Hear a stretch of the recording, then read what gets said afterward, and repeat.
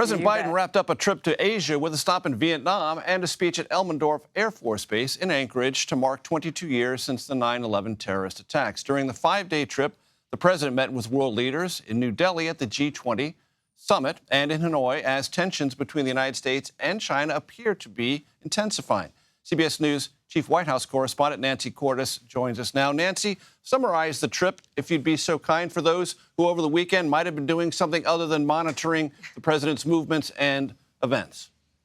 Sure. I think that you could summarize it, Major, by saying that the president was working to counter Chinese aggression while simultaneously bringing down the temperature with China when it comes to the U.S.-China relationship, trying to achieve those very different ends at the same time.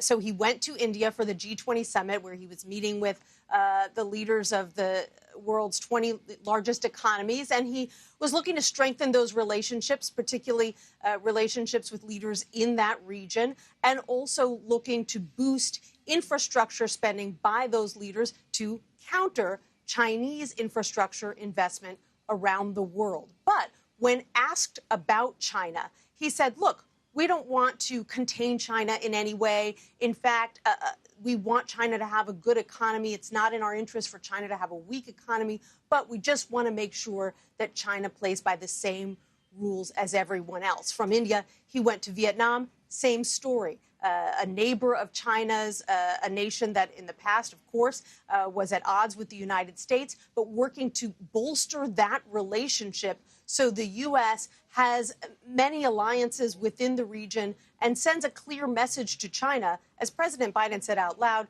that the U.S. is a Pacific nation and that it's not going anywhere.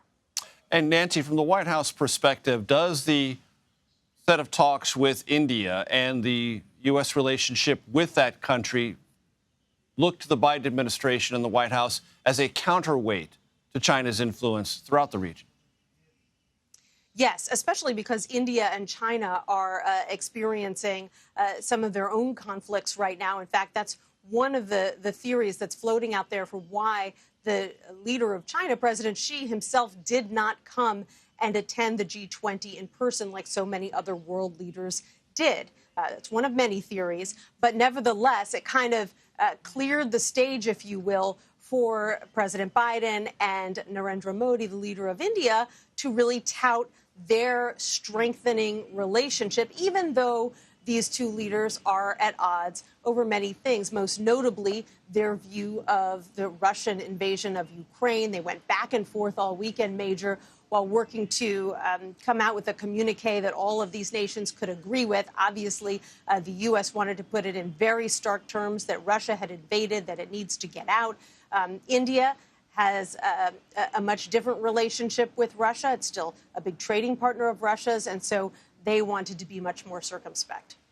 When the history of the Ukraine war is finally recorded, India's position, oftentimes equivocal, will be noted. Nancy Cordes at the White House, thank you so very much.